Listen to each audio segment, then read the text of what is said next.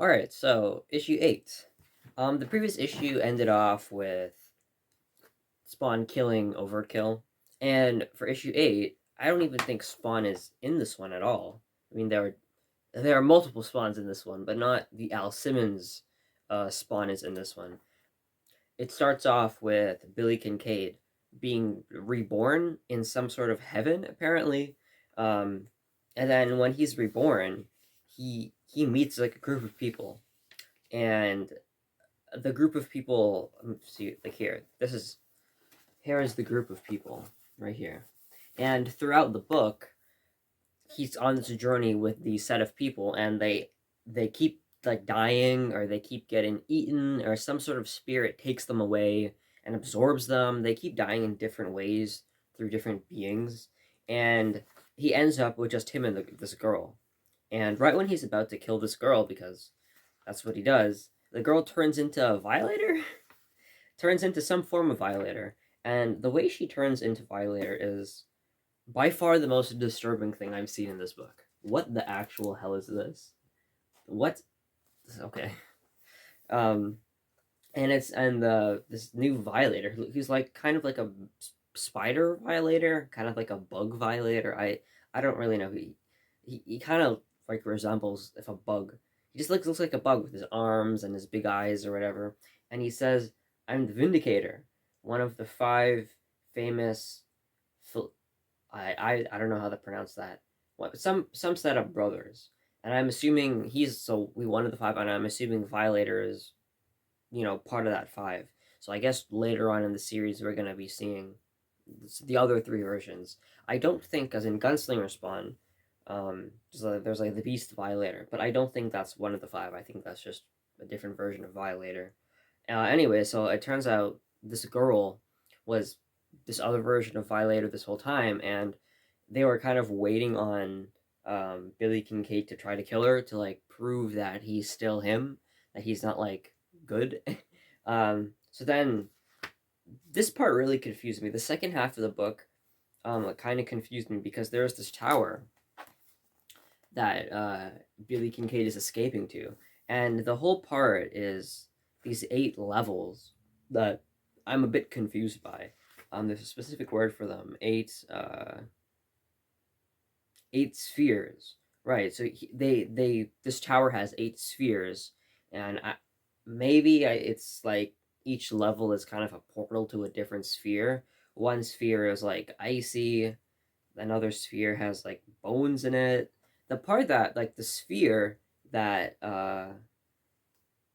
was the most interesting to me was the seventh sphere, because he says, as for the seventh sphere, don't ask, it's a place called Erebius, but no one's ever seen inside. We figure it's some special place for the most damnable creations of hell, creatures of hell, creatures of all.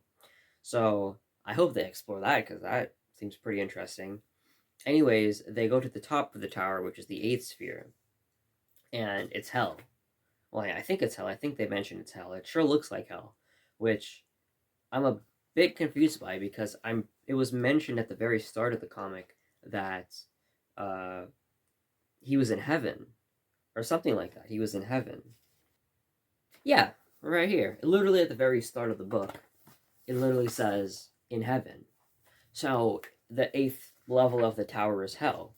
So was heaven, the heaven he was in, was that just an illusion? And he's been in hell the whole time, or is this whole thing heaven?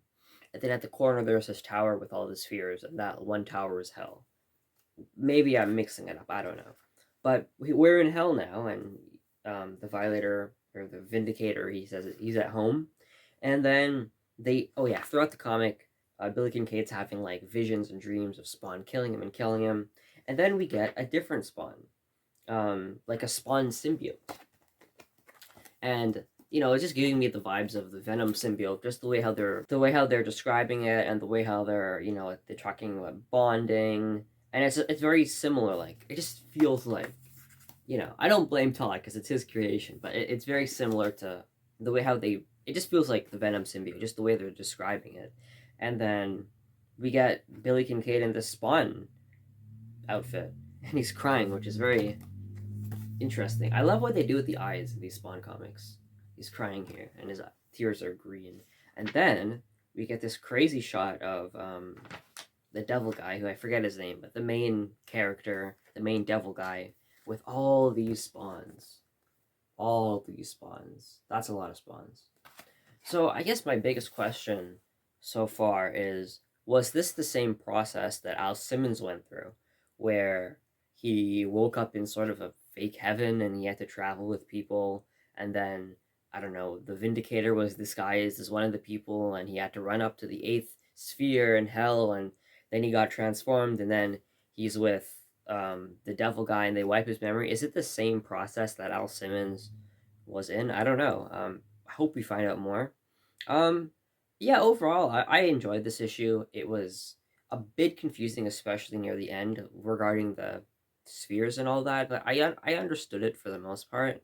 No Al Simmons in this book, but that's okay because the story, it was intriguing. I liked it. I'd probably give it maybe a 7.5 out of 10. Um, Obviously we're probably going to be seeing this guy again, but a Spawn version of him, which okay. I If they're gonna be taking the villains and making them like versions of spawns, I'd like to see Overkill be a spawn. I think that would be really cool. Having a big, massive Hulk spawn. I don't know. I think that'd be cool. But yeah, it's a good book. Enjoyed it.